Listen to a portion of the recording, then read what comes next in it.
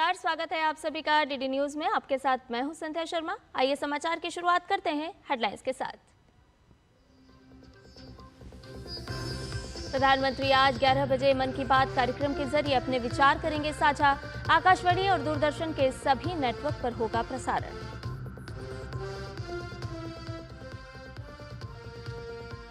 संसद के शीतकालीन सत्र से पहले सरकार ने आज सर्वदलीय बैठक बुलाई। संसद के सुचारू संचालन को लेकर होगी चर्चा।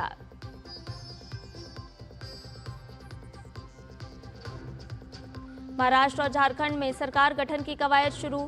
महाराष्ट्र में महायुति तो झारखंड में इंडी गठबंधन ने दर्ज की शानदार जीत। विदेश मंत्री डॉक्टर एस जयशंकर आज इटली की 3 दिवसीय यात्रा पर होंगे रवाना। G7 विदेश मंत्रियों की बैठक में लेंगे हिस्सा।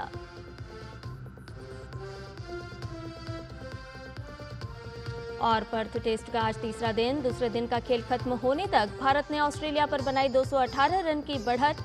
यशस्वी और राहुल हाफ सेंचुरी लगाकर क्रीज पर मौजूद।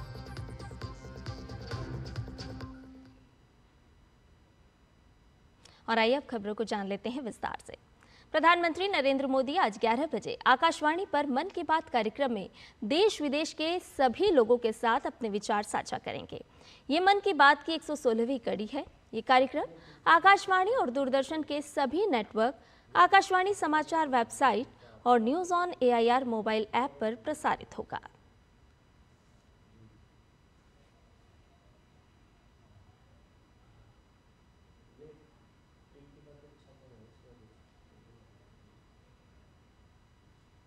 सरकार ने संसद के शीतकालीन सत्र से पहले आज सर्वदलीय बैठक बुलाई है।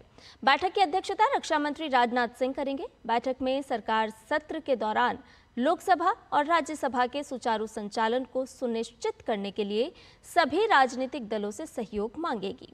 शीतकालीन सत्र सोमवार से शुरू होगा और 20 दिसंबर तक चलेगा। संविधान दिवस के मौके पर 26 नवंबर को लोकसभा और राज्यसभा की कोई बैठक नहीं होगी।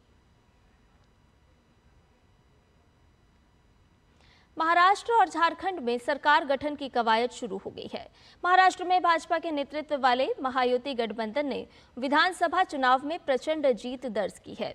राज्य में 2/3 बहुमत के साथ एनडीए की सत्ता बरकरार रही। राज्य के सभी हिस्सों में महायुति की इस सुनामी में आघाड़ी धूल की तरह उड़ गई। जहां एक और महायुति के तीनों प्रमुख दल शानदार प्रदर्शन करने में कामयाब रहे, तो वहीं महाविकास आघाड़ी के तीनों प्रमुख दलों को भयंकर हार का सामना करना पड़ा। महायुति ने इस जनादेश को सुशासन पर जनता की मुहर बताते हुए राज्य को विकास को और तेज करने का आश्वासन दिया।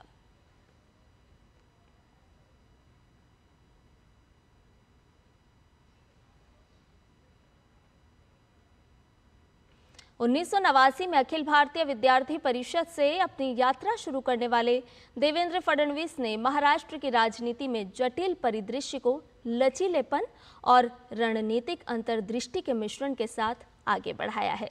उनके करियर की दिशा में जिसने उन्हें 2 बार मुख्यमंत्री की भूमिका निभाने से पहले नागपुर का सबसे युवा मेयर बनते देखा। महाराष्ट्र के विधानसभा चुनाव में महायुति की जीत का एक बड़ा श्रेय देवेंद्र फडणवीस को दिया जा रहा है। मेरा पानी उतरता देख मेरे किनारे पर घर मत बसा लेना। मेरा पानी उतरता देख मेरे किनारे पर घर मत बसा लेना। मैं समंदर हूं, लौट कर वापस आऊंगा।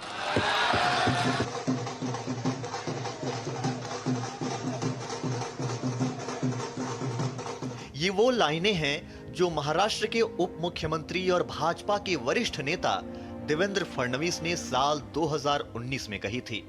उनकी ये बात महाराष्ट्र विधानसभा के ताजा नतीजों ने साबित भी कर दिया है। देवेंद्र फडणवीस प्रदेश में महायुति की प्रचंड जीत में एक बार फिर करिश्माई चेहरा बनकर उभरे हैं। देखा जाए तो फडणवीस का राजनीतिक सफर असाधारण रहा है। देवेंद्र फडणवीस ने युवावस्था में ही राजनीति में कदम रख दिया था। 1989 में वे अखिल भारतीय विद्यार्थी परिषद में शामिल हुए। वहीं 22 वर्ष की आयु में वे नागपुर नगर निगम में पार्षद बने और 1997 में महज 27 वर्ष की आयु में सबसे युवा महापौर बने। फडणवीस ने अपना पहला विधानसभा चुनाव 1999 में लड़ा और जीत भी हासिल की। महाराष्ट्र विधानसभा में सबसे बड़ी पार्टी के नेता के रूप में फडणवीस 31 अक्टूबर 2014 को महाराष्ट्र के मुख्यमंत्री बने। फडणवीस पिछले 5 दशकों में 5 वर्ष का कार्यकाल पूरा करने वाले महाराष्ट्र के पहले मुख्यमंत्री बनने का रिकॉर्ड रखते हैं तथा महाराष्ट्र के इतिहास में केवल दूसरे मुख्यमंत्री हैं। अपने पहले मुख्यमंत्री कार्यकाल में देवेंद्र फडणवीस ने कई ऐतिहासिक पहलों की शुरुआत की थी। फडणवीस ने अपनी सरकार की पहली कैबिनेट बैठक में ही सेवा का अधिकार अधिनियम लागू करने की घोषणा की। इसी तरह आम आदमी की शिकायतों को दूर करने के लिए आपले सरकार शुरू किया। इसके अलावा फडणवीस ने 2015 को मुंबई नेक्स्ट लॉन्च किया, जबकि महाराष्ट्र अपराध और अपराधी ट्रैकिंग नेटवर्क और सिस्टम का उद्घाटन भी किया। वहीं साइबर प्रयोगशालाओं और ग्राम डिजिटलीकरण का भी शुभारंभ किया। साथ ही छत्रपति शिवाजी महाराज कृषि सम्मान योजना की घोषणा की, जिसके तहत ऋण माफी से राज्य के 89 लाख किसानों को राहत मिली। 2019 के विधानसभा चुनाव में फडणवीस ने कूटनीतिक और राजनीतिक सूझबूझ से तमाम राजनीतिक विश्लेषकों को चौंकाया। शिवसेना के इनकार के बाद फडणवीस ने एनसीपी नेता अजीत पवार के साथ वैकल्पिक गठबंधन की तलाश की। हालांकि ये सरकार अल्पकालिक थी, जो केवल 72 घंटे बाद गिर गई। इसके बाद फडणवीस ने राज्य विधानसभा में विपक्ष के नेता की भी भूमिका निभाई। जून 2022 में एकनाथ शिंदे के नेतृत्व में शिवसेना के भीतर विद्रोह के बाद फडणवीस को भाजपा नेतृत्व द्वारा शिंदे के अधीन उप मुख्यमंत्री के रूप में सरकार में लौटने का निर्देश दिया गया। फडणवीस ने पार्टी नेतृत्व के प्रति अपने निष्ठा का संकेत देते हुए उप मुख्यमंत्री की भूमिका स्वीकार कर ली। इन चुनाव में देवेंद्र फडणवीस की रणनीति ने महायुति की सफलता के मार्ग को प्रशस्त किया है। चुनाव प्रचार के दौरान देवेंद्र फडणवीस ने जहां विकास कार्यों का लेखा जोखा जनता के सामने रखा, वहीं आक्रामक हिंदुत्व के मुद्दे को प्रभावी ढंग से उठाया। उन्होंने वोटर से वोट जिहाद का जवाब धार्मिक रण से देने की अपील की। इसके अलावा सीट शेयरिंग में फडणवीस ने सहयोगियों के साथ समन्वय में अहम भूमिका निभाई। खास बात यह है कि पीएम मोदी के शासनकाल में देवेंद्र फडणवीस भाजपा के पहले नेता हैं जिन्होंने पार्टी को एक राज्य में लगातार 3 जीत दिलाई है।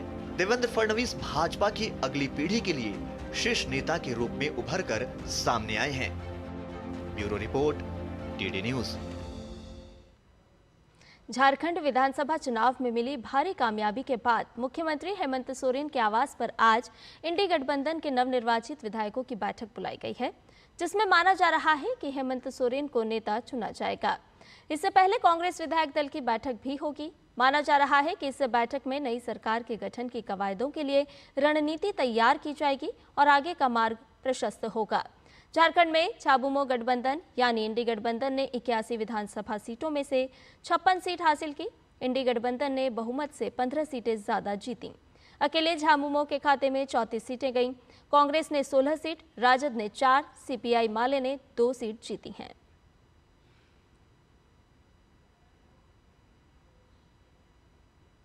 इधर उत्तर प्रदेश में विधानसभा के लिए हुए उपचुनाव में भाजपा को शानदार जीत हासिल हुई है।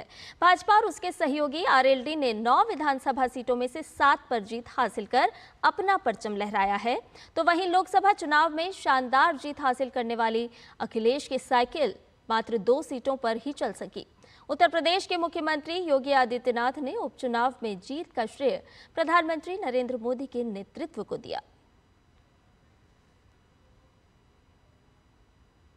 इधर महाराष्ट्र विधानसभा चुनाव और उपचुनाव में पार्टी की प्रचंड जीत का जश्न नई दिल्ली स्थित भाजपा मुख्यालय में मनाया गया। इसमें शामिल होने के लिए प्रधानमंत्री नरेंद्र मोदी पहुंचे तो उनका दिल खोलकर अभिनंदन हुआ। पीएम मोदी ने हाथ हिलाकर पार्टी कार्यकर्ताओं का अभिवादन किया। पीएम ने शानदार नतीजों के लिए जनता का आभार जताया। पीएम ने महाराष्ट्र की जीत को विकासवाद की विजय और परिवारवाद की पराजय बताया। आज महाराष्ट्र में विकासवाद की जीत हुई है। महाराष्ट्र में सुशासन की जीत हुई है। महाराष्ट्र में सच्चे सामाजिक न्याय की विजय हुई है। और साथियों, आज महाराष्ट्र में झूठ, छल, फरेब बुरी तरह हारा है। विभाजनकारी ताकतें हारी है। आज नेगेटिव पॉलिटिक्स की पराजय हुई है। आज परिवारवाद की हार हुई है। पीएम ने कहा कि कांग्रेस के पाखंड को जनता ने खारिज कर दिया है। चुनाव में कांग्रेस के ना तो झूठे वादे चले और ना ही खतरनाक एजेंडा चल पाया। पीएम ने कहा कि महाराष्ट्र ने एक हैं तो सेफ हैं का संदेश दिया है। हरियाणा के बाद महाराष्ट्र के चुनाव का भी सबसे बड़ा संदेश है एकजुटता। एक है तो एक है तो एक है तो ये आज देश का महामंत्र बन चुका है। कांग्रेस और उसको इकोसिस्टम, उन्होंने सोचा था कि संविधान के नाम पर झूठ बोलकर, आरक्षण के नाम पर झूठ बोलकर एससी, एसटी, ओबीसी को छोटे छोटे समूह में बांट देंगे। वो सोचते थे सब बिखर जाएंगे। कांग्रेस और उसके साथियों की साजिश को महाराष्ट्र ने सिरे से खारिज कर दिया है। महाराष्ट्र ने डंके की चोट पर कहा है, एक है तो एक है तो एक है तो सेफ है के भाव ने जाति, धर्म, भाषा और क्षेत्र के नाम पर लड़ाने वालों को सबक सिखाया है, सजा की है।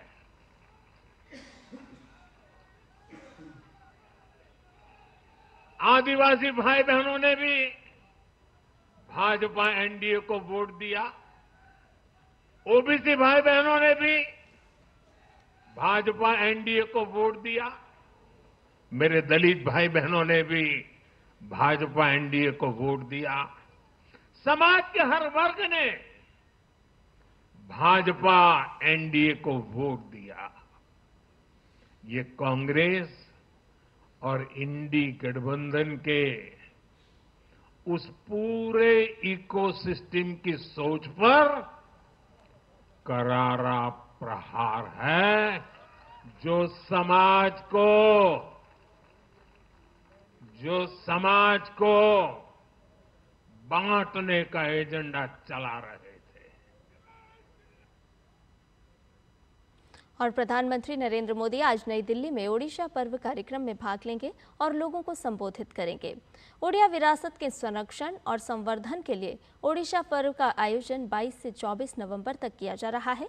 इस वर्ष ओडिशा की समृद्ध विरासत के रंग बिरंगे सांस्कृतिक रूपों को दर्शाते हुए राज्य के जीवंत सामाजिक, सांस्कृतिक और राजनीतिक लोकाचार को प्रदर्शित किया गया। आज ओडिशा पर्व का समापन हो जाएगा।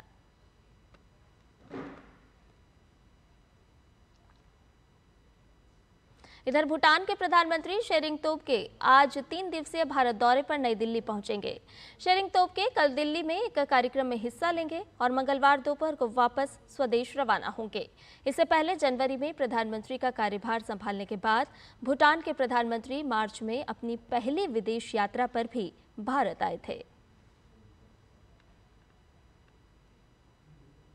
वहीं विदेश मंत्री डॉक्टर एस जयशंकर आज से इटली की 3 दिन की आधिकारिक यात्रा पर रहेंगे। वो G7 विदेश मंत्रियों की बैठक के आउटरीच सत्र में भाग लेने के लिए इटली के फियोगे की यात्रा करेंगे, जहां भारत को अतिथि देश के रूप में आमंत्रित किया गया है। यात्रा के दौरान उनके इटली और G7 से संबंधित कार्यक्रमों में भाग लेने वाले अन्य देशों के अपने समकक्षों से मिलने और द्विपक्षीय चर्चा करने की भी उम्मीद है। विदेश मंत्री यात्रा के दौरान रोम में MED मेडिटेरेनियन डायलॉग के 10वें संस्करण में भी भाग लेंगे। इसका आयोजन इटली के विदेश मंत्रालय और अंतर्राष्ट्रीय सहयोग मंत्रालय के सहयोग से अंतर्राष्ट्रीय राजनीतिक अध्ययन संस्थान द्वारा किया जा रहा है। डॉक्टर एस जयशंकर रोम में भारतीय दूतावास के नए परिसर का भी उद्घाटन करेंगे। केंद्रीय ग्रामीण विकास और कृषि एवं किसान कल्याण मंत्री शिवराज सिंह चौहान लिंग आधारित हिंसा के खिलाफ राष्ट्रीय अभियान के 3रे संस्करण का सोमवार को नई दिल्ली में शुभारंभ करेंगे। नई चेतना पहल बदलाव की इस अभियान का उद्देश्य लिंग आधारित हिंसा के खिलाफ जागरूकता को बढ़ावा देना है। 23 दिसंबर 2024 तक सभी राज्यों और केंद्र शासित प्रदेशों में यह अभियान चलाया जाएगा। नई चेतना 3.0 के उद्देश्यों में लिंग आधारित हिंसा के सभी रूपों के बारे में जागरूकता बढ़ाना, हिंसा के खिलाफ समुदायों को आवाज उठाने और कार्रवाई की मांग करने के लिए प्रोत्साहित करना और स्थानीय संस्थाओं को निर्णायक रूप से कार्य करने के लिए सशक्त बनाना शामिल है।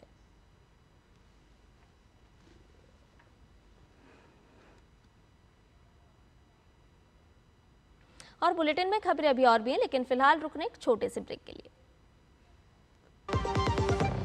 खुद को पैम्पर करिए MDH बादाम रोगन के साथ, जो आपको संवारे, निखारे और नरिश करे। चमके चमके हाँ, दमके दमके, त्वचा में समाए, हाइड्रेट करे, हर उम्र की त्वचा का पोषण करे। You deserve the purity. MDH बादाम रोगन, नेचुरल, टेंडर, प्योर। चमके चमके। सुनो, एक अच्छी इंश्योरेंस पॉलिसी AI से पूछते हैं। एक ऐसी पॉलिसी जिसमें प्रीमियम पेमेंट हो लिमिटेड पर इनकम आती रहे लाइफ टाइम। LIC का जीवन उत्सव। एक ऐसी पॉलिसी जो दे होल लाइफ इंश्योरेंस कवर भी। LIC का जीवन उत्सव। वाओ, चलो तो LIC की जीवन उत्सव पॉलिसी ही लेते हैं। मैं भी तुमसे यही कह रही थी, LIC का जीवन उत्सव। लाइफ टाइम सेलिब्रेशन मनाइए LIC के जीवन उत्सव के साथ, फ्यूचर सेट है। मुथूट फाइनेंस गोल्ड ओवरड्राफ्ट, ब्याज सिर्फ उतने ही दिन का भरिए जितने दिन पैसे इस्तेमाल कीजिए। आज ही कॉल कीजिए 1-800-313-1212। MDH की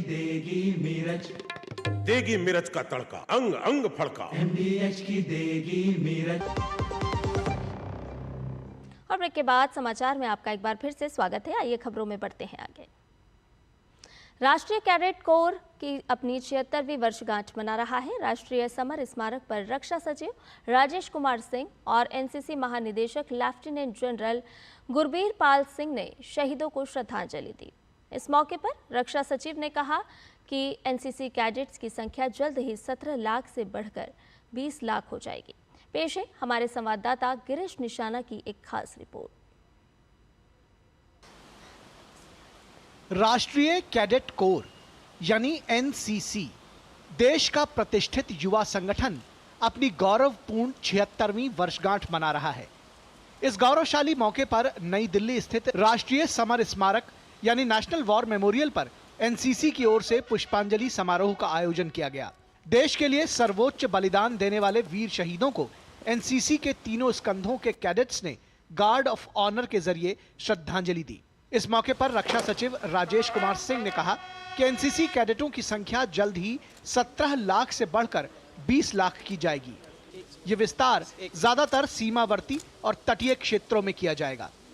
NCC के कैडेट्स हैं हमारे, हम 17 लाख कैडेट्स थे, उनको 20 लाख तक हम ले जा रहे हैं। वो एक्सपेंशन खास करके बॉर्डर एरियाज़ में और कोस्टल एरियाज़ में हम कर रहे हैं, और वो राष्ट्र के हर नए इनिशिएटिव में, अफॉरेस्टेशन हो या क्लीनलीनेस स्वच्छता कैंपेन हो या कोई भी एक पेड़ माँ के नाम जैसी स्कीम्स हों, इन सब में ब्लड डोनेशन कैंप आज एक बहुत बृहद तरीके से मनाया जाएगा। तो इन सारे नेशन बिल्डिंग और रिकंस्ट्रक्शन, डिज़ास्टर रिलीफ में, इन सब में हमारे NCC कैडेट्स बहुत ही पैशन के साथ, बहुत ही जुनून के साथ भाग लेते हैं। इस मौके पर दिल्ली निदेशालय के कैडेट्स ने बैंड के जरिए देशभक्ति की धुनें सुनाकर एक अलग ही समा बांधा। एनसीसी युवाओं को अनुशासन, नेतृत्व और असीम देशभक्ति जैसे मूल सिद्धांतों के साथ प्रशिक्षित करने की संगठन की विरासत में महत्वपूर्ण अध्याय का प्रतीक है। फिलहाल देश भर में एनसीसी में 17 लाख से ज्यादा कैडेट्स प्रशिक्षण प्राप्त कर रहे हैं। इनमें कैडेट सामाजिक गतिविधियों के साथ साथ रोमांचकारी गतिविधियों में बढ़ चढ़कर हिस्सा लेते हैं। एनसीसी को दुनिया का सबसे बड़ा युवा वर्दीधारी संगठन भी कहा जाता है। गौरतलब है कि इस साल एनसीसी के उन 20 पूर्व कैडेट्स को भी विशेष रूप से श्रद्धांजलि दी गई, जिन्होंने भारतीय सेना में रहकर देश की रक्षा के खातिर अपना सर्वोच्च बलिदान कर दिया। एनसीसी न केवल कैडेटों के व्यक्तित्व में निखार लाती है, बल्कि एनसीसी कैडेट राष्ट्र निर्माण में भी अपनी अहम भूमिका निभा रहे हैं। कैमरामैन आनंद कुमार के साथ गिरीश निशाना, डीडी न्यूज, दिल्ली। और अब बात इफ्फी 2024 की। फिल्म निर्माण के लिए आज भारत सबसे पसंदीदा डेस्टिनेशन बन रहा है। फिल्म बाजार के 18वें संस्करण में विभिन्न राज्यों के स्टॉल लगाए गए हैं, जो देश दुनिया से फिल्मकारों को आमंत्रित कर रहे हैं। आइए देखते हैं ये खास रिपोर्ट।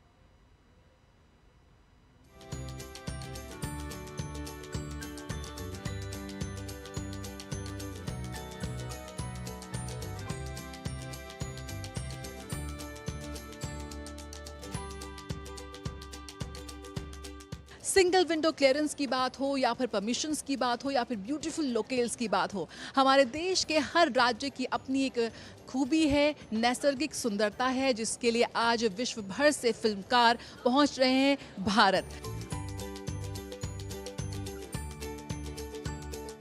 फिल्मों को लेकर बहुत अच्छा प्रयास कर रहे हैं और इस वर्ष हमने जून से लगभग 47 फिल्मों को 17 करोड़ 60 लाख रुपए बांट चुके हैं और अभी आगे प्रक्रिया चल रही है इसके लिए, फिल्म निर्माताओं को देने के लिए।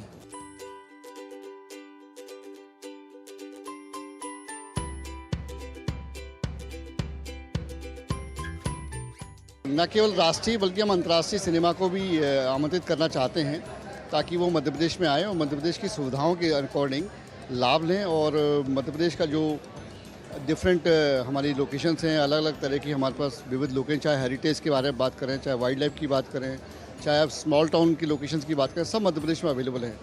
तो मध्य प्रदेश की सुविधाओं की वजह से हम सारे निर्माताओं को आकर्षित करते हैं और उनको मध्य प्रदेश में आमंत्रित करते हैं। फिल्म बाजार का अनुभव काफ़ी अच्छा रहा। काफ़ी सारे लोगों से यहाँ मुलाकात हुई, काफ़ी अंतर्राष्ट्रीय लोग यहाँ आए हुए हैं फिल्म मेकर, जिससे कि हम अपनी फैसिलिटी उन तक पहुँचा पाए और उनसे भी इंटरेक्शन ले पाए।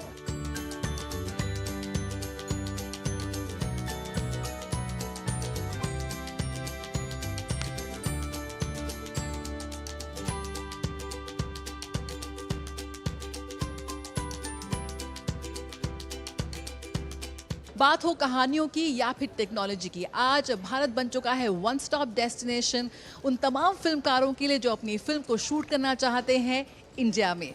कैमरा पर्सन अजीत के साथ जया सिन्हा, डीडी न्यूज़, पणजी, गोवा।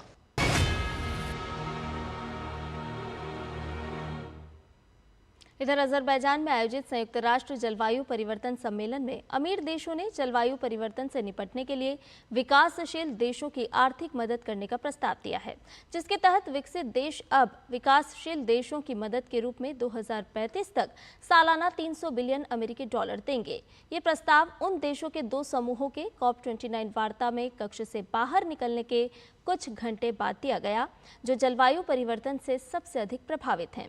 ये पेशकश एक नए जलवायु वित्त पैकेज का हिस्सा है, जिसे देशों के समक्ष मंजूरी के लिए रखा जाएगा। ये राशि 2009 में किए गए 100 बिलियन डॉलर के वादे की जगह लेगी। हालांकि ये 300 बिलियन डॉलर की पेशकश ग्लोबल साउथ के द्वारा 3 वर्षों की वार्ता में मांगी गई 1.3 ट्रिलियन डॉलर से बहुत कम है। इधर पर्थ टेस्ट का आज तीसरा दिन है। दूसरे दिन भारत ने मैच पर अपनी पकड़ मजबूत की। टीम ने बिना विकेट खोए 172 रन बना लिए हैं। यशस्वी जायसवाल 90 और केएल राहुल 62 रन पर नाबाद लौटे। दोनों 346 गेंद में 172 रन की ओपनिंग पार्टनरशिप कर चुके हैं। ऑस्ट्रेलिया पहली पारी में 104 रन पर ऑल आउट हो गई। भारत अब ऑस्ट्रेलिया पर 218 रनों की मजबूत बढ़त बना चुका है। पहली पारी में भारत 150 रन पर सिमट गया था, जिसमें नीतीश रेड्डी ने सबसे ज्यादा 41 रन बनाए। जवाब में भारतीय गेंदबाजों ने ऑस्ट्रेलिया को 104 रन पर ऑल आउट कर दिया। जसप्रीत बुमराह ने 5, हर्षित राणा ने 3 और मोहम्मद सिराज ने 2 विकेट चटकाए। तीसरे दिन का खेल आज सुबह 7:50 से खेला जाएगा। और सिखों के 9वें गुरु श्री गुरु तेग बहादुर का शहीदी दिवस आज मनाया जा रहा है। 1675 में आज ही के दिन श्री गुरु तेग बहादुर जी ने धर्म, मानवीय मूल्यों, आदर्शों और सिद्धांतों की रक्षा के लिए अपने प्राणों का बलिदान दिया था। श्री गुरु तेग बहादुर के बलिदान को हर वर्ष शहीदी दिवस के रूप में याद किया जाता है।